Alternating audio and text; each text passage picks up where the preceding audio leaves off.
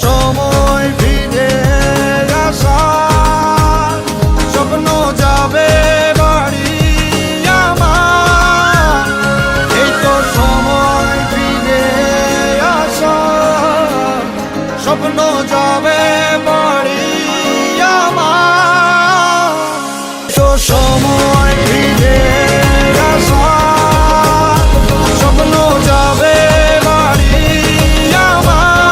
Hello everyone, আসসালামু আলাইকুম। যেহেতু ঈদ, তাই গ্রামে যাব না সেটা তো হতে পারে না। আমি আর সিয়াম মিলে ঢাকা থেকে গ্রামের জন্য রওনা দিয়ে দিয়েছি। নানা ভাইয়া যেহেতু অসুস্থ, আমার শ্বশুরবাড়িতে যাওয়ার পথেই নানুদের বাসা পড়ে, তাই নানাকে দেখার জন্য আমি আর সিয়াম মিলে নানু বাড়িতে গেলাম। এখানে এসে দেখি আমার ভাই তো মুরগির বাচ্চাগুলো পেয়ে অনেক খুশি। আমার মামাতো ভাইরা এই মুরগির বাচ্চাগুলো পালার জন্য নিয়েছে, আর ও এগুলো আমাকে দেখাচ্ছিল। তারপর নানা বলল যে গোয়ালঘরে যাওয়ার জন্য, নানারা যে কুরবানি দেওয়ার জন্য যে গরুটা কিনেছে সেটা দেখার জন্য।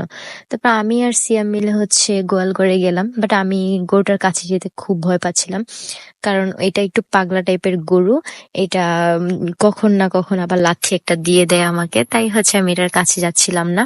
দূরে থেকে একটু ভিডিও ফুটেজ নিচ্ছিলাম, আর দেখেন কিভাবে এটা এদিকে তেড়ে আসছে।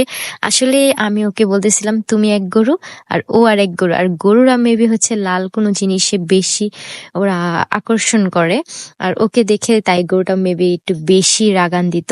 যাই হোক, তারপর সিয়াম গ্রামে এসেই যেটা ওর মেইন কাজ, নানু বাড়িতে আসলে ও ডাব ডাব ওর খেতেই হবে, তাই ও এখানে এগুলা দেখাচ্ছিল। আর আমি তো আসছি, আর ওয়েদারটাও এত বেশি সুন্দর ছিল, হঠাৎ করে বৃষ্টি আসবে মনে হয়, আমি অনেক বেশি খুশি ছিলাম।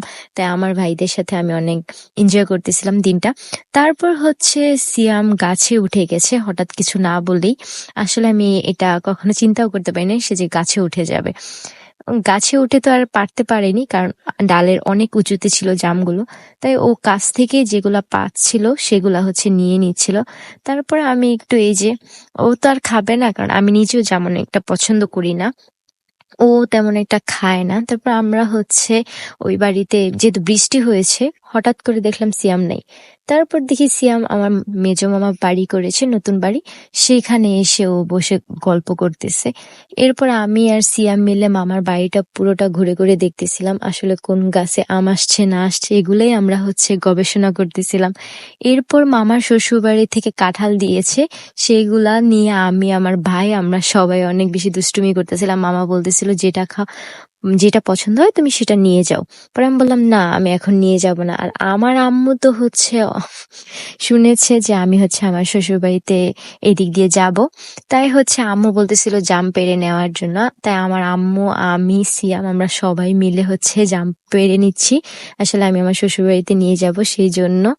তারপর দেখে আমি কিছুক্ষণ ঘুরে ঘুরে দেখতেছিলাম আসলে পারা যায় কিনা, কিন্তু অনেক বেশি রিস্ক মনে হচ্ছিল, যেহেতু বৃষ্টি হয়েছে আর ছাদটা অনেক বেশি পিছলা টাইপের ছিল, যে কোনো সময় আমি পড়ে যেতে পারি।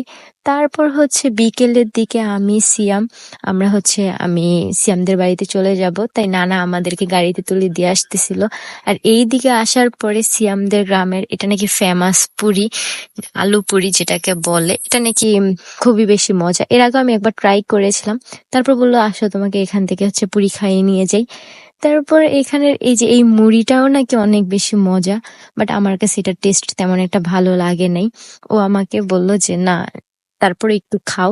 পরে অল্প খেয়ে আমি এই তো বাসায় চলে এসেছি। আর এসেই তো চাঁদ রাত একটা ফিল পাচ্ছিলাম, যেহেতু চাঁদ রাতের পরিপূর্ণ ফিল পাওয়া যায় না মেহেদি না দিলে, তাই আমি এখানে মেহেদি দিতে বসে গিয়ে। যাই হোক, সবাই ভালো থাকবেন, সুস্থ থাকবেন, আর সবাইকে জানাই ঈদ মোবারক।